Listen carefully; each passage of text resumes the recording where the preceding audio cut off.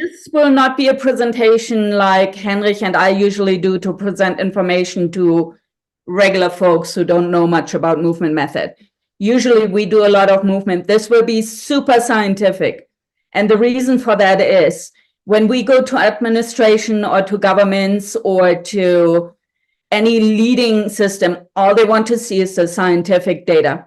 So the presentation will be probably a little dry. I'm not going to be upset if you want to chime out and chime in later, but it's all the information that leadership wants to know to get funding, to get grants, it's not the let's hop up and play with balls, because that can be sometimes a little difficult to bring across stop laughing, Rupert. That's how it is. So you have to be a little serious, and this will be a little bit of a serious presentation. If you get too tired and fall asleep, I won't blame you. So I will share my screen, and I will pretty much do what I did for my dissertation. I will shorten it a little bit, and I will put in a little bit extra information because I talked to Kate Lang, who's running the movement method program here in Colorado Springs. There are some developments that might be interesting for you. And even in District 20, we might actually spread out to a different district. So I will shorten the dry information and give you all the other information as well, if that's okay. Does that sound good? Okay, get some thumbs up. And Rupert, you can turn me off anytime you think it's not your way you want to go. When I need to go off and play with balls, yeah, absolutely.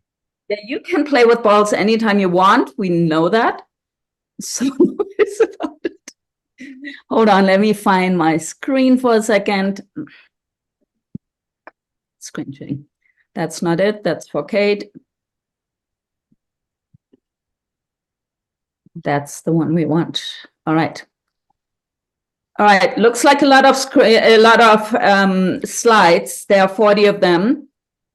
Hold on. Now I got to go back to you and share. Hey, George. There we go. All right. There are 40 slides, but I had to present this whole thing in 30 minutes. And then they put me 15 minutes in a single room, where, like the breakout room, they call it. I found it kind of an isolation room because you weren't in on the discussion. And then these professionals that know so much go into a room, 4 of them, all professors in different areas, methodology, science, whatever. And they decide if you passed or you didn't. So the 15 minutes were absolutely horrifying. You were sitting there by yourself in a computer room, and then they called me back in. So I will present this as fast as I can for you to allow questions and things. All right, let's get started. Can you all see my screen? Hold on, it's loading. Anybody having problems, you can also chat. Got it? Got it. Okay, I don't hear yells or anything, no. Also, this university is very interesting if you start researching it. It was a long process. It was supposed to be 3 years. Then they said average was 5 years. Then they said 7 years, and you had a maximum of 10 years. I finished in 5, which I guess was okay. So here's our theme, perceived effectiveness of movement method. So it's a concrete research just on movement method. It's not movement. It's not moving in schools. It's our method, or, well, Rupert's and Liliana's method, and how it minimizes stress and improving mental health on German school children. That was the theme. So it is, I think, the first study that is concrete, just movement method. And then you have like my committee there, all the people I had to deal with, all the very smart folks that told you what to do. So I'm going to minimize you guys. The evolution of the research, and I will read a little bit of it because it needs to be wordly correct, on the perceived experience by elementary school teachers in Germany with movement method with respect to their students' mental health and stress levels. How did this develop? How did I come up with a question? And a lot of people ask me that. So what makes you research this? Emotional health crisis. So even in 2017, before the pandemic, we had a global, not just US or German, health crisis. In A, neurodiversity increased, and B, emotional health. Then we had the pandemic, which made it even worse. The CDC, Center for Disease Control, found that there are more neurodiverse children in the classroom, more depression, anxiety, and this is an urgent matter to be understood. That's how I got my research questions through, because my professors were saying, this is a high need. Updated information at this point. In 2019, the National Ambulatory Medical Survey, 15 million primary diagnoses for depression. Even if you talk to your friends, I am guaranteeing you that you have a friend with depression. And this is starting now early on. The earlier we have third grade, fourth grade, even first grade kids diagnosed with depression. Another one is increase in suicidal death.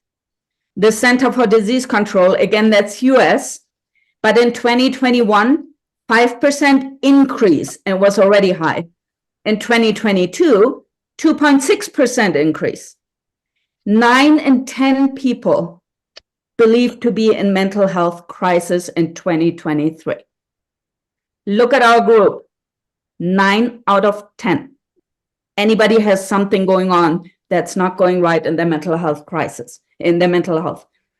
At the World Health Organization, let's move away from America because my studies were done in Germany, so I looked at the World Health Organization, 1 in 100. And then we also figured out, and I think Megan also mentioned that 1 in 36 children now is on the spectrum.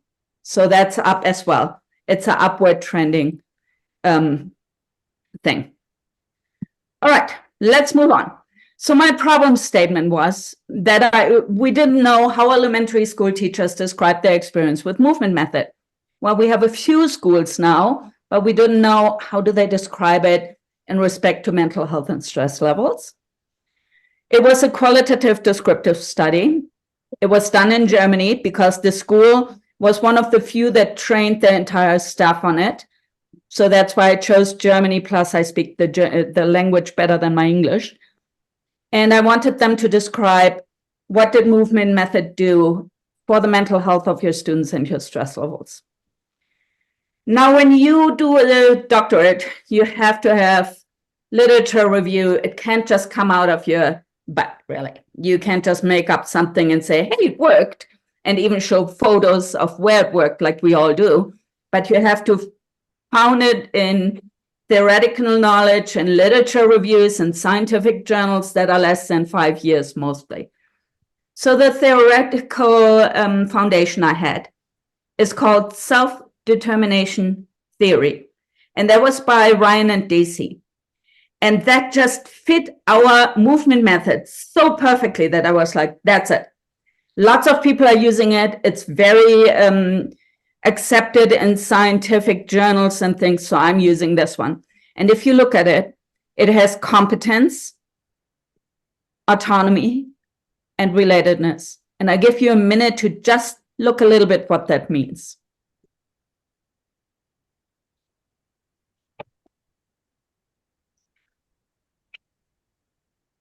And it should look familiar because it's transferable to movement method, and that's exactly what I've done. So it's a very accepted theory, very well known in the scientific areas and journals, and our method aligns 100%. Okay, let's move on. I'm not going to read through the whole slide, but what I would like to do, the methodology I used was qualitative. In the beginning, I wanted to go quantitative. That's, you know, all the numbers, all the, let's measure this, and here's the average and whatever. Qualitative is more descriptive for people who are not in the research field. I wanted to do quantitative because I met a lady in Japan, and I read a study from Detweiler and Baker in Germany who did saliva squats. Of, you know, they would measure the saliva of the students and find out that the cortisol levels go up or down if I'm teaching them in the forest. Really successful study. And my university totally got scared. They're like, that's not the type of university we are, and that's not the type of researcher you are yet. So they gave me something a little bit easier, maybe in a way, but it was qualitative, which is more describing emotions, feelings, settings, what happened. And that actually wasn't so well known before the 20th century. But now it's really well accepted, and it's getting some strategies how to make it really reliable, especially in the human science, social work, and pedagogy. It is really an in-depth understanding of an experience. And how do you do that with numbers? That's really hardly possible. You have to talk to people, and you have to really use the interview data to then work with it. The design was qualitative descriptive. So again, it was a poorly understood phenomenon, how people reacted to movement method. It is not a cause and effect description, but more of a behavior, events, results. And again, that's supported by literature that they said, if we look at certain behaviors and the teachers can describe what they experienced, there will be results. But it's not oh, we put it in a flower, so this happened. That's not what we did. It's more, that's why I did interviews. I talked to the people, and we described the behavior they saw and the events and the results. And that's what the qualitative descriptive design means. The first question, and I only asked two, so how do elementary school teachers describe their experience with movement method with respect to their student mental health? And that was a big field, and there were a lot of answers to that.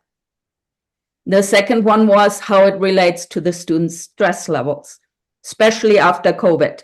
You know, they came in very stressed, very anxious. In Germany, there was the Ukrainian immigrant crisis. So you had all these kids that didn't even speak the language. Very special circumstances, but very necessary. And that's why they pushed me forward. So my mentors were, make sure this is happening, make sure you publish, make sure people know this. Okay, I'll let you read this by yourself just for a change, so you don't have to listen to me too long. It's pretty much the same. In a doctorate, you have to repeat a lot. A lot of it is copy pasting. Those don't change your words. All right, population. So, and that's where the strength and the weakness comes into. Teachers who have been trained in movement method 1 and 2, they needed to know the material to even be interviewed. If they haven't been trained, they had a couple of new teachers. I couldn't pursue them to join the study. Teachers who have been trained in movement method 1 and 2, they also had to implement at least one of the stages in that elementary school that we examined. Then my ideal was a sample of 20 teachers after meeting the criteria. And I was going to do it face-to-face because that's usually better. But of course, because of COVID restriction, I had to do interviews and the focus group online. So we did Zoom meetings while I was sitting at the round pen and interviewing all these people, which was lovely and interesting at the same time. Say again? What other part of your house walked through, jumped on, scraped up, spilled on it? Hold on a second. It's really hard to hear you. Try again. Can you make your volume louder, possibly? I think, Bianca, it was background noise. It was from Michelle. Michelle, if you wanted to say something, unmute yourself again, but I think it was just background noise. Okay, good. So then my ideal was 20 teachers after meeting the criteria, because I wanted some backup, you know, somebody gets sick or change their mind. However, I ended up really with 13 teachers, and we had to double up, and I had to follow the principal. She's like, you know, we're struggling even having teachers in the classroom.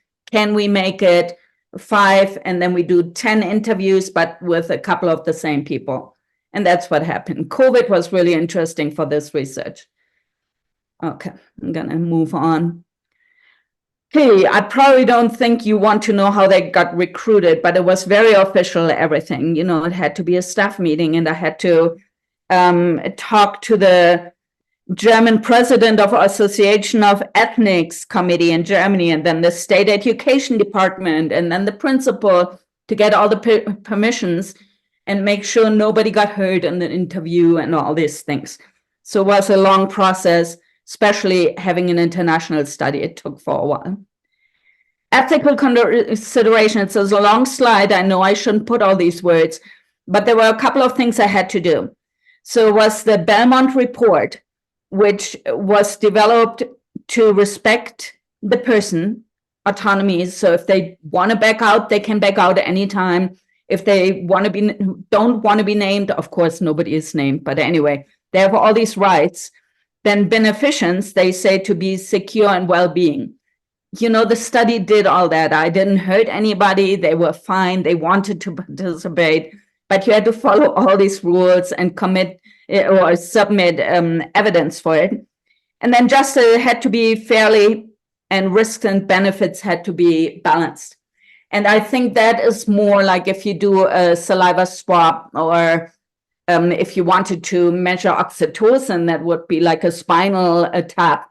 Of course, you can't do that, and probably don't get permission for that because it's high risk, and the benefits would probably outweigh the risks would outweigh the benefits.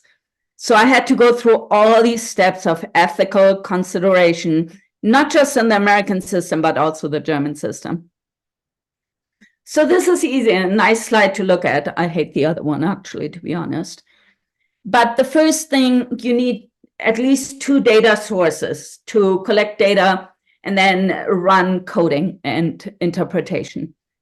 The first one was a focus group, and I had to practice it, and Henrik was in it, and I don't even know if Grace was in it, but we had a few people from Germany in it where we just played around with how's this working? Do you understand my questions? Is there anything that's not fair?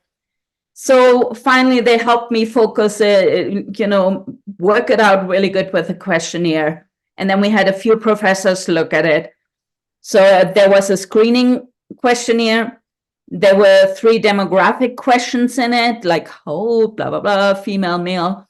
7 open-ended question and follow-up questions. And that was my big thing that I really liked, is the follow-up question. And then we had semi-structured interviews. Those were 10 people who, again, went through the same screening questionnaire, Zoom conferencing, 14 open-ended, and 3 demographic questions. That was then, before I even send it to these groups, sent to an expert panel, and I will tell you who those are because you might know a couple of them. We had trial runs. I did individual interviews. We had Jamie England actually on it. We had, we had people like my sister was on it, and that enhanced the credibility and the dependability, because they would tell me, I don't understand the question, or hey, that's kind of biased. So I got a lot of feedback from these different folks. So again, data collection instruments and procedures, 10 interviews. We talked about that. There were 203 pages of transcribed data. I started recording it on my computer on 2 individual recording devices. So it was also legal, and I could lock it up and nobody would have access to it. I had to transcribe the German data first. I had to translate it into English, translate it back into German after I told them what I thought about it. So there was a lot of work involved. And 27 pages from the focus group. So altogether, quite a bit of data that you collect. Data member checking. So after I transcribed everything in German and English, I sent it back to the participants. I said, hey, look at this. This is what I understood. This is how I translated it. Is this correct? And thank goodness everybody came back and they're like, yeah, this is fine. This makes sense. You totally heard what I was saying. Sometimes you get people that say, no, you totally misunderstood my comment or something. So that was another step. So 13 participants responded, 13 confirmed accuracy. So here's just something fun to look at after all the boring slides. Interview participant demographics. So I actually just looked at age and years of experience.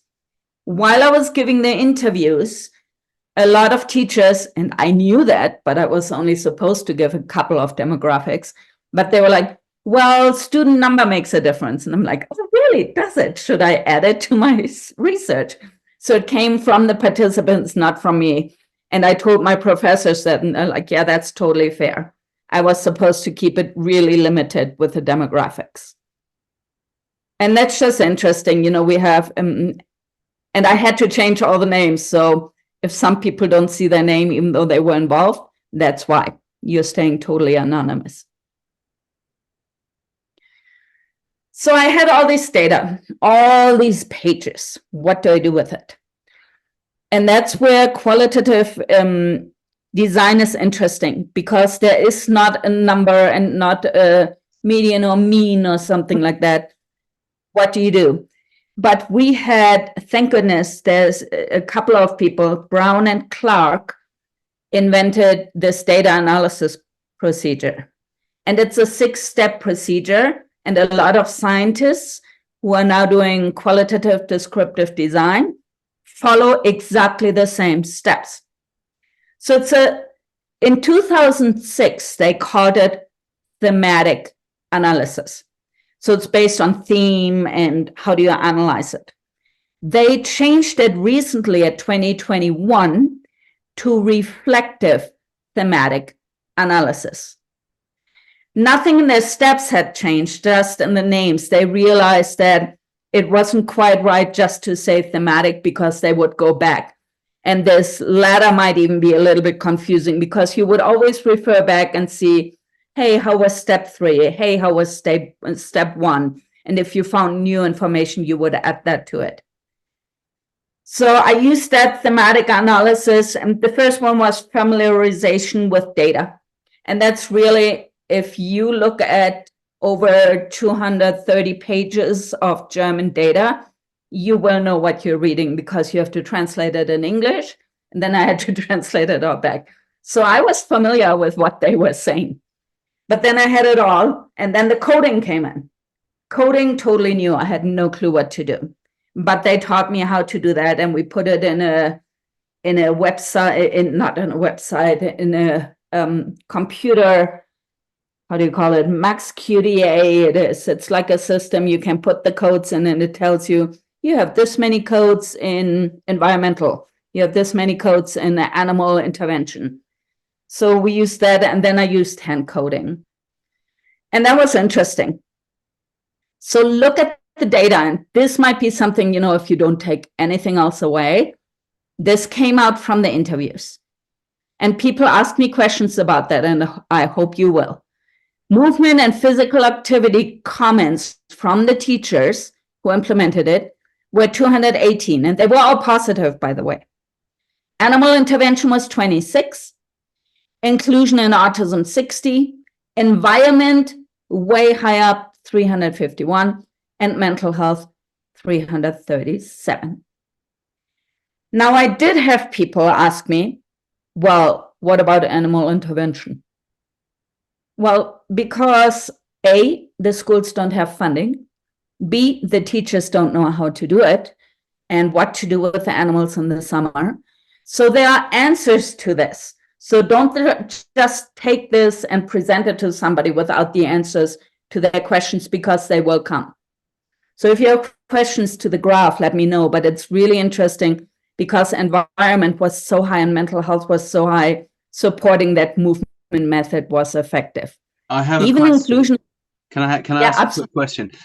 On this graph, is this the number of times these subjects or these themes came up in the comments of the participants? Yeah. It's just the number of times they said something about movement or physical activity, or they said something about environment. Yes, absolutely. Yeah. Mm-hmm.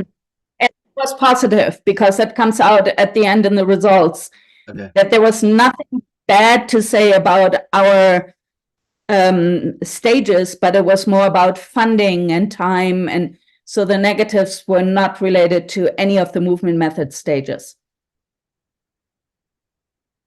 Does that answer? Yes, I'm just thinking if I was taking this graph and showing it to local education authority person, what would I tell them in a nutshell that this says? So these are positive comments on the movement method implementation. Positive comments, yes. Got it. Okay, cool. Okay, thank you. Absolutely. And then the number of participants, and this is a little bit more broken apart, in little individuals. And again, the animal intervention is low.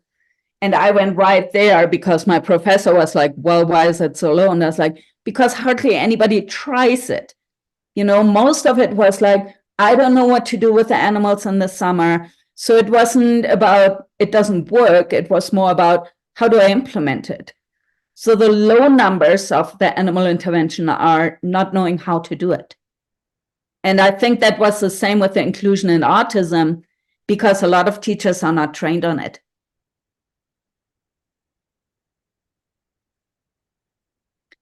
All right, here comes the lovely connection to self-determination theory that I mentioned from Deci and Brian.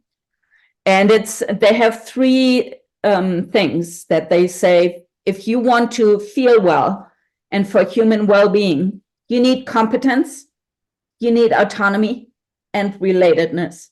And I was like, oh my God, that's everything we do in movement method stages. We have the physical and human environment, which helps competence. Sensory awareness helps. It's just aligned. And I let you look at it. I don't want to read it all to you. And then I had to adapt the literature themes and initial codes. And I was like, okay, what literature's out there that supports movement method stages and competence, autonomy, and relatedness? And I looked at environmental. There are so many studies, and it's getting more and more by the minute. That's why I looked at the New Zealand one, and they had it in The Guardian, I think, that New Zealand is so advanced in having outdoor classrooms. So environment, animal intervention is getting huge. We're getting huge support. Even with the rats, Kate still has rats, and he can prove how well they work, and the principal sees it. We just haven't researched it. We know about therapy dogs. I went to this firefighter memorial, and they had dogs to help families get over their grief. So we know that's working, and there's a ton of literature already out there, and even very brand new ones. So I just researched for Kate a little bit, and I found so many articles that I was so excited about. So no brainer that we totally align with movement method with all these things. Movement, physical activity, same thing. Mental health and inclusion and autism finally picking up because they're realizing they're having more neurodiverse kids in the classroom than, so to say, normal kids. They have to step it up, but I think there could be more research on that done. These are, and I'm going to give you about 3 minutes. Just look at the comments that are directly from teachers, and I underline probably the high spots, but really interesting to read. So have about 3 minutes if you can read it.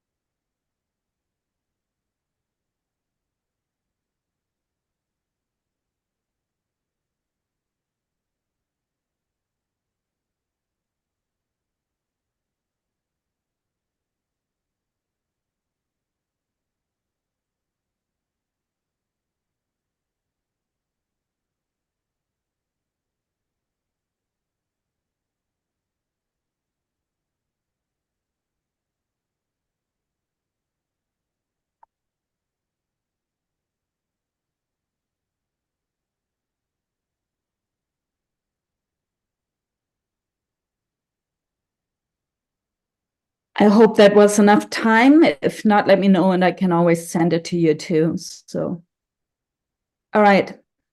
Next one again, we have a bunch of personal, and these are word by word translations from the teachers. And as you see, the school is struggling too. They have 75% immigrants. You know, that's hard. And the Ukrainians, the principal told me, they don't even want to learn the German language, so they keep in their little groups because they think they're going to go back soon. Well, we'll see about that, but it's hard to deal with that. And they have a lot of violence, a lot of low income. So it's a struggling school. That's why they invited us in to fix some of the problems.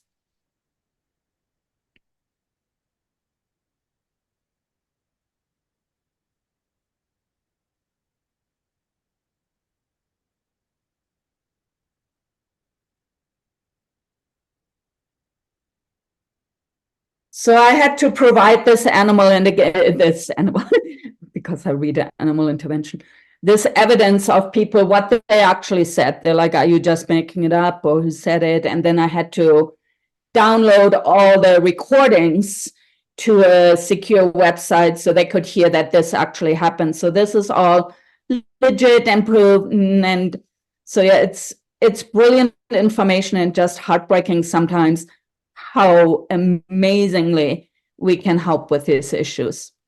Gonna work through this because otherwise we sit here till midnight. All right, and then they had findings compared to other studies. They're like, okay, you found all this cool stuff. Is there anybody else who found this too? And that's what I had to do. So I had to align some of my literature to what we found. We know as movement method people and horseboy people, environment. Participants mentioned, that was your timer, the essential need to address the learning environment through the guidance of movement method to allow more ideal inclusion, reconnection with nature, movement, and joy. That was from the teachers. We know that already, but hey, they figured it out. And then well-being, participants discussed COVID-19 as a major factor for negative influence on students, stress factor, mental health, overall well-being. I think that's not just for students, that's overall. And then Bavel et al., he had a few more people there, totally agreed with that. So if you want any of this research, people, the literature, the references, let me know. I have them all. I have over 200 articles. Just go back there. I just spotted something. Who's this Isaacson on 2019 at the bottom one? That's not me. Is that another? Is that some professor with that name? Absolutely. That is absolutely it. Because you don't find many of them. I'm just wondering if it's some distant cousin or something. Okay, I got to look into that. And your experience and stuff, and they took it as proven. So yeah, it's you. It's me. It's okay. you. How can it be me? I haven't published anything on that. Out of the handbooks, out of the teaching handbooks you published. You're joking. Okay. No. And they took it. They took it as legit, amazingly. But yeah, nobody has complained about it, and I had 9 professors looking at it. So Shit. You're good. Okay. Okay. Right, because it's kind of the method. That's hilarious. Okay. You know, it's the method. So anyway, moving on. So I had to prove all these things we found. Neurodiversity participants described, we talked about that a little bit. And the theory of mind, perspective taking, compassion, self-compassion, that's all known knowledge. You know, it's not the first thing we ever talked about. So there are all these authors who have scientific research on it, which we don't all have time for to do, but they have scientific papers that support everything we do. And that's the same, a rise in neurodiversity. You can go on the CDC now and you can find the how much autism has risen and depression and all that. So it's constantly updating in an upward trend. Okay, yeah, we're gonna move on because it's, yeah, no, that's boring. Okay, there's a flow chart that might make it for the visual learner a little bit more easy, even though the quality sucks, and I'm gonna work on it. In my dissertation, it's black and white and came out much better. So I started off with research questions, because you have to find a gap, like where does science or anything not know how to answer a societal question. And I started with the 2 question. Then I continued with the theory behind it, because I wanted to concrete, nail down movement method. What is it doing? How's it working? What theory fits this? And we used the self-determination, like I said, from Deci and Ryan from 2002. Emerging themes. So after that, I stopped and I took all the data and I looked, do people actually talk about these things? And they did. And then I highlighted it in different colors and I put it in the computer. And then I was like, okay, now I'm going to do a second round of coding, because you don't just do one, you do about 4 or 5. Second round of coding. And I was like, okay, all these codes where something important is said about well human being, how does it align with movement method? So that was the next one. And it was brilliant. It almost all aligned. So then I went back and hand coded. So I printed all the pages and hand coded, how does it answer my research questions? So it was really brilliant, lots of fun, but lots of work, but it all aligns and it's scientifically based.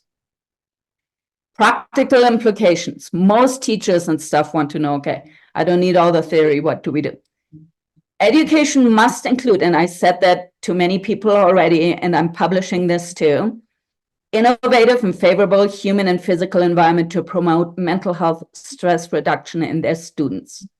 We know that because we're movement method. We know the environment is one of the environment. It's still in my ear when Rupert says it. Then advocacy and development. Advocacy is not just for autistic kids. You know, it's for everybody. A lot of our students don't have that. Development of inclusion, for not only for students with special needs, but also for immigrant population in many schools. Teaching self-advocacy, practicing perspective taking, focusing on compassion, self-compassion are essential strategies to support true integration of all students. Does that sound like movement method or what? Come on. You know, we knew it before. Now they have their 5 years of research. Incorporate movement method in teacher training programs. That's already starting. People are asking me, how do we get it in teacher training programs? Somebody in Germany that we trained at a middle school was telling me this needs to be in a teacher training program, probably year 1 and year 2. That's where it needs to be. We need to get the new teachers to right away understand how to teach. There needs to be an understanding of the neuroscience connected to learning and the body-mind connection. That's the first thing we do, even in presentation, right? Our little science diagram that we all draw so miserably, but it gets information across and it's quick. And it's like, you can explain it to anybody, but that needs to be understood. Ask how many teachers don't know that. Schools should be aware of the positive impact movement method has. And that's what the study shows. Hopefully more studies to follow. All right, now, of course, I get the limitation, delimitation, and weaknesses, and I had a lot of discussions about this. First weakness, and I'm way open about that, affected the study was a circumstance of COVID-19. That was a rough one. Having to change all my interviews, all the personal connection to people over Zoom, it's not the same, and you all know it. You know, you can teach anything you want on the computer, it's not the same as face-to-face. I would have maybe gotten different or more information face-to-face. Wasn't possible. And then the refugee challenge hit from, you know, having all the Ukrainians having to escape, and suddenly the school had all these language issues and behavior issues and cultural challenges. So it's tough. And I'm open to that. You know, we can try this again and see if the results are the same. I'm pretty much sure there will be. Another big one I get is sample size was small. Well, you only interviewed this many teachers. True, but if I interview 1,000 teachers and there's no result, I wasted my time. Why wouldn't I start with a small study, and every scientist says that? You start with 10 or 20, see if it works, and then you build it up. Now I would like to go bigger. Of course, can we get more schools, more students? See what a bigger study would look like? Yeah, answer will probably be the same. Most of the studies I read about, you know, increasing numbers, they said, well, basically you get a little bit more intensive information, but the basic information stays the same. So I kept it small so I could handle it, because I also didn't have a student aide or a second professor to help me. It was just me. So I kept it small to make it realistic. And then also the weaknesses, of course, data was collected in German public school, and the outcome might look very different. And we know that probably in a different culture, in a different school, and during different times, it might. We don't know, but that's a weakness and delimitation. However, the strength and contributions that I'm giving to science, or we are giving to science, because really with all my tribe, I couldn't have done it. Rich, thick data to gain deep description of the phenomenon. I was able to ask these teachers individually. I was asking follow-up questions, and I really understood where they were standing, what their challenges were, what the outcomes were. So the perception of the teachers really came across.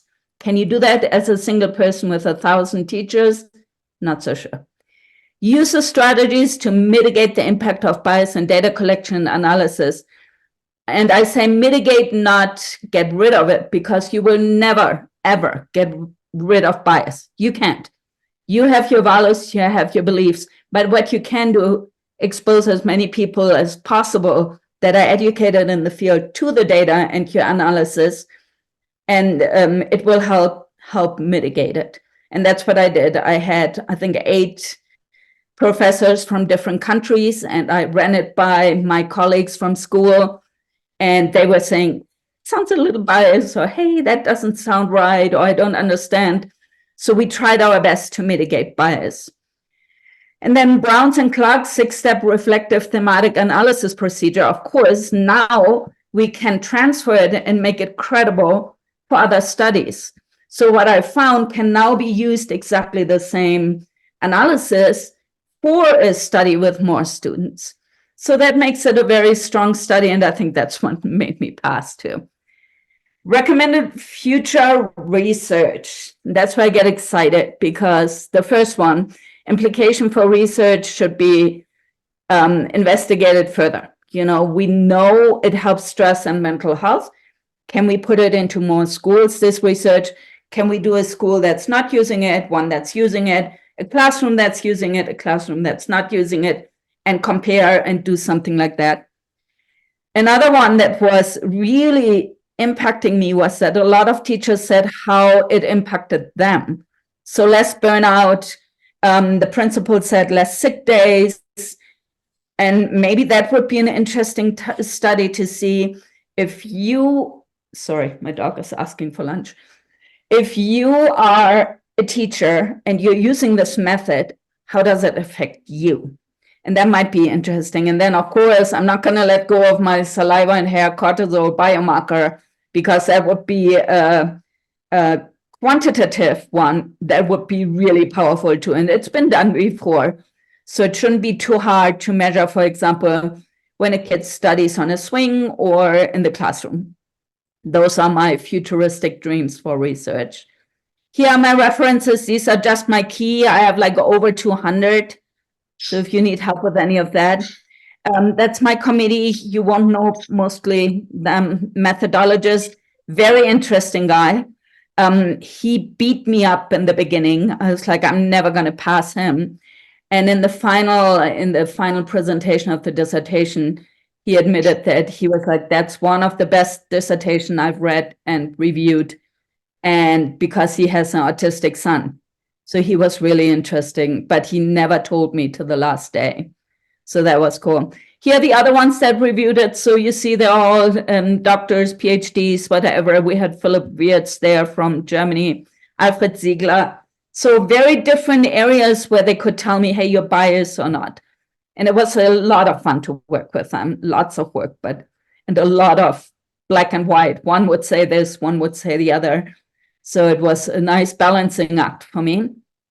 All right, that's my presentation for now. I'm going to stop sharing the screen and you can fire away with all your questions. Wow, wonderful presentation. Thank you.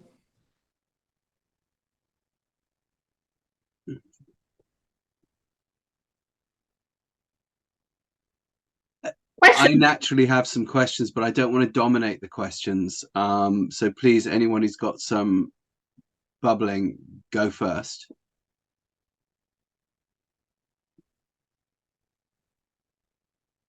Andre, I think if you're asking something, you need to unmute.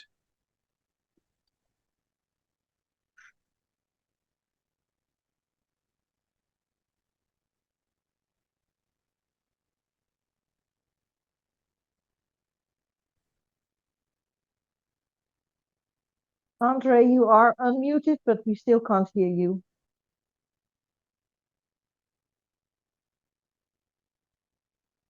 You can also put the question in the chat. Now, it's okay now? Yeah.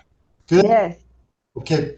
Bianca, congratulations. This is a big step for a bright future. And I hope you can do some connections here in Brazil in universities. So it's very important this your research can gain much more body, all the body it can gain. And if you need something from Brazil to make this flow down here, I'm at your service. Congratulations! This is very awesome too. It's so much. If I had something more to ask, I'll ask these. If I can see have the dissertation, and so I can look all the details, all the scientific details, and that's it. Congratulations again. I'm very inspired. Thank you, Andre. And yes, absolutely. I will share my dissertation. It's in the publishing process. So I'm past all the, you can publish yet, blah, blah, blah. So I can totally share that with you. I can share all the resources. Just usually people don't want to read my 200 pages, over 200 pages, blah, blah, blah. So I can also just send you the abstract if that's more helpful. That's usually what I do with teachers. But if you want the whole thing, definitely.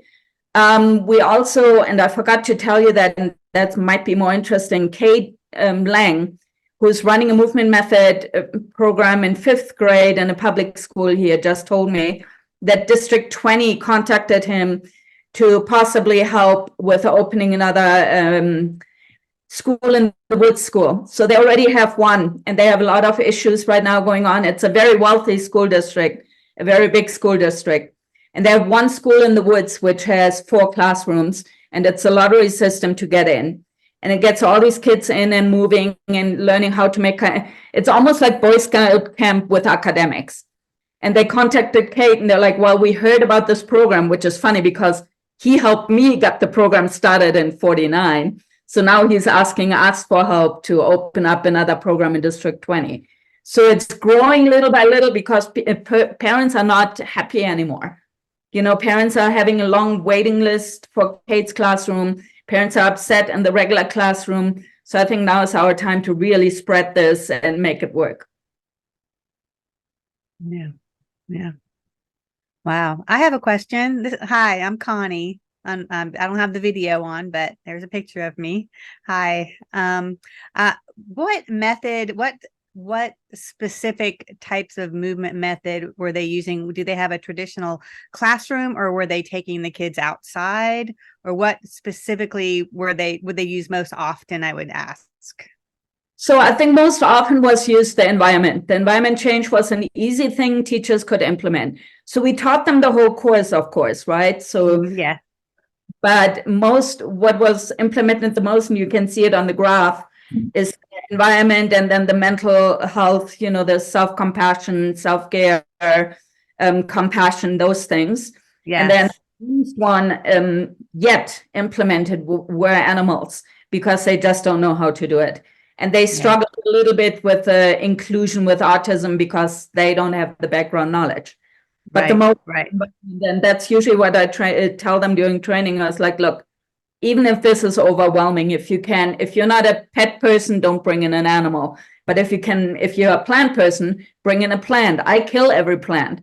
So Yeah, that's why I wondered what they did. Did they just bring, plants into the classroom, or were they going outside? What specifically part of the environment were they changing? Most of them went outside because the principal was really encouraging that. A webinar on autism and horses. Using the So, hallway stairs when there was bad weather. Volume. So environment was definitely one that was hugely encouraged by the principal. Yes. Okay. Thank you. Yeah. Thank you so much for this. No, it was a lot of work, and yeah, I appreciate it so much. Yeah. I'd like to have a question that follows on from Connie's question. And it's great that they were taking them outside, because of course we are encouraging them to do that. And by outside, by the way, chaps, we don't mean like to the forest necessarily. We can mean to the parking lot, to the corridor, to the areas that are easily accessible that you wouldn't necessarily think to use. But within the classrooms themselves, Bianca, did they, when they were staying inside the classroom, did they talk about what changes they made to their classrooms? Yeah, absolutely. And if you were trained in movement method and have trained a few people, the classroom totally changes. It becomes this beautiful environment they bring in trees. Like we had Henrich's sister actually brought in like a tipi and brought in trees, and I visited it before, it became this green zone. And it had tippies where the kids could retreat in and be safe. And they had lighting changes. A fluorescent light was out, and some had rats in their classroom like Kate. And so, yeah, it totally changed even in their little own environment. And that's how I started, because I didn't get permission to just take them out right away. Here in the US, when it drizzles, it's a rain recess. They can't go out because it's drizzling. They might get sick. So you're constantly in the classroom. And when I first started, thank God I had Rupert as a mentor, and we had a cement wall and we would paint it, and all these nice things you can do even as an individual teacher, even if your team is not on board. And that's what Kate is doing right now. Kate is doing really a fantastic job just changing his classroom. And he did a workshop on the 2nd to teach his, not an official workshop. He just told them what he was doing. And he's like, it's the 2nd of January. I know you don't want to hop around outside and play with balls. So you just had them use some dice game and card games. And he gamified things without using technology in his classroom. And he did it with our adults, and they all came back with very positive feedback. Did the teachers in this, as part of the study, did they also do sort of standard practical stuff? Like, did they rotate the kids through different seating areas? Did they offer different sitting, lying, standing? And did the kids take advantage of that one in a positive way? I think that was the first thing they did. They were like, oh, that's easy. And even when we just trained a middle school in Germany, Henrich and I, first middle school, which they really needed, because that's like you're sitting in an industrial hall. It's ridiculous. But the first thing they did while we were still teaching, they were ordering beanbags and wobbly chairs and things like that. And that made a huge difference in behavior. So there was less behavior, less violence, less wiggling about when they didn't want them to wiggle about. So yeah, seating, they could lie under the table. And that was a challenge for some old style teachers that needed control from the front. They're like, well, but they're all moving. And it's like, the kids need to move. You need to go with the times. And it's nice that you want to have control, but that's not how kids learn. And we all know it now with the new neuroscience. So yeah, that was the first thing they did, Rupert, especially in the middle school went crazy with all their seating. They changed their stuff around in 3 months. Okay, cool. And so when we go to people and say, hey, this study was done, can we say, Dr. Bianca, will Dr. Bianca allow us to say? With the Bugs Bunny accent, I told David that already. Well, I could do it in an Indian accent. That's not Bugs Bunny. You got to practice that. Well, I do a Cockney Bugs Bunny. Is it all right to say that what that study, that thing, that uni thing, what you did, is it all right to say that the study showed that the stress and mental health of the children in these classrooms improved significantly? Can we use the word significantly? Yes, and you can even say, and academics as well. We can say academics. Okay, cool. Yeah. And then can we also say that teacher burnout and stress also lessened significantly? Yes. Yeah. And job satisfaction perhaps also. That one I don't know. I don't have an exact quote to. But we can say burnout and stress improved, Yeah. lessened. Yeah. Okay. I mean, and we can say academics improved. Yes, because I have the quotes to prove it. Okay. It's not me saying it. It's all that's why I collected all the data. Can we say they improved a bit? Can we say they improved significantly? What can we say? Academically, we didn't measure the academics, but there were comments from the teachers that because of stress reduction and health improvement, they improved. And there are studies that if your well-being is good, that your academics are better. Yeah. And that's specific studies we can find anywhere on the web. Super. So I just want to check, because of course we're all going to go out and say these things. So I just want to be sure that, yeah. Okay. All right. I'm going to be quiet because I know other people have questions.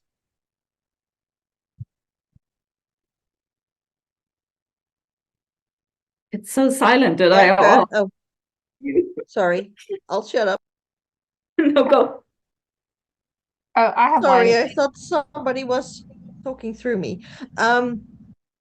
Thank you for doing this study. I can't wait to translate it to the Dutch language and go into the Dutch schools with this. Yeah, I've been very motivated to start doing this, but now with this study, well, they can't. How do you say that? They can't go around us anymore. This is legit. We already knew, but now you have put it in paper. So thank you so much for that. And yeah, I will do my best also with Katrin to jumpstart it in the schools here. So I will connect with you with whatever questions we need. But yeah, kudos to you. Super job. Thank you. Thank you. Thanks, Kabula. Yeah, just push it forward, because that's the only reason I did it. You know, Rupert started giving me a platform and then convinced me to start this and supported, well, the NTL really supported me in financing it in the first few years. And then, yeah, I would have never done it. I would have never dreamed I could finish it. So thank you to the tribe. And if you read my dedication, if you read the whole thing, you guys are all in there. So read the dedication and the acknowledgement. I'm well aware I couldn't have done it alone.